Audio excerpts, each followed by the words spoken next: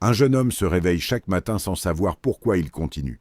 Pas de rêve, pas de plan, juste une dette à rembourser et la faim au ventre. Ce n'est pas une histoire de super-pouvoir. C'est l'histoire de quelqu'un qui a dû construire, morceau par morceau, une raison de vivre qui n'existait pas au départ. Aujourd'hui, 4 lois pour arrêter de survivre et commencer à te construire un vrai pourquoi. Bienvenue sur Mindset Manga, la chaîne où les héros de manga deviennent des protocoles de vie.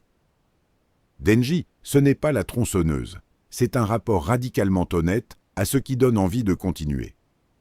On va couvrir le vide du survivalisme, les petits désirs comme boussole, la construction progressive d'un pourquoi et l'action malgré l'absence de certitude. Avant de rencontrer qui que ce soit, Denji ne vit que pour rembourser une dette et survivre au jour le jour. Aucune vision au-delà du lendemain, aucun grand projet. Le vide du survivalisme, c'est cet état où on avance uniquement pour éviter le pire, jamais pour atteindre un mieux. Beaucoup de gens fonctionnent exactement comme ça, sans jamais se l'avouer. Ils tiennent, ils ne vivent pas. Regarde ton emploi du temps de la semaine passée. Combien d'actions étaient faites uniquement pour éviter un problème et combien pour construire quelque chose que tu veux vraiment? Note une seule chose que tu ferais cette semaine si tu arrêtais de simplement survivre. Fais-la, même petite.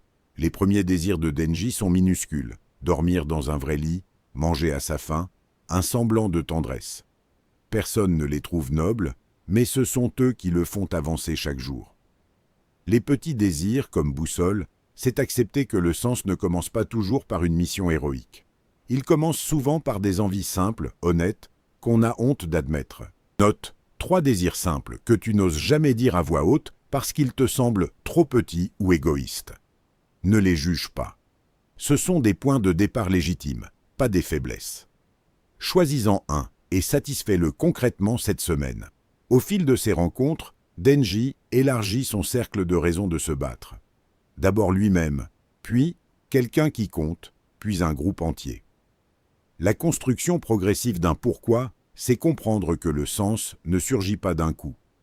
Il s'accumule, une relation à la fois, un engagement à la fois, jusqu'à devenir plus grand que la simple survie. Fais la liste des personnes ou des causes qui comptent réellement pour toi aujourd'hui, même si la liste est courte. Ajoutant une nouvelle, délibérément, cette semaine. Une personne à qui tu accordes du temps, une cause à laquelle tu contribues. Ton pourquoi grandit exactement de cette manière par ajout volontaire. Denji n'a presque jamais de plan clair. Il ne sait pas toujours pourquoi il se bat, mais il avance quand même, et le sens finit par apparaître en chemin. Agir malgré l'absence de certitude, c'est refuser d'attendre la clarté totale avant de bouger.